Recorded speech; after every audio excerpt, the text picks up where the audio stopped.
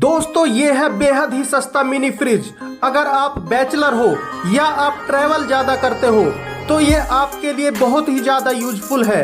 इसकी सबसे खास बात ये है कि ये आपकी चीजों को काफी ज्यादा ठंडा रखता है और आप इसे कहीं पर भी लेके जा सकते हो।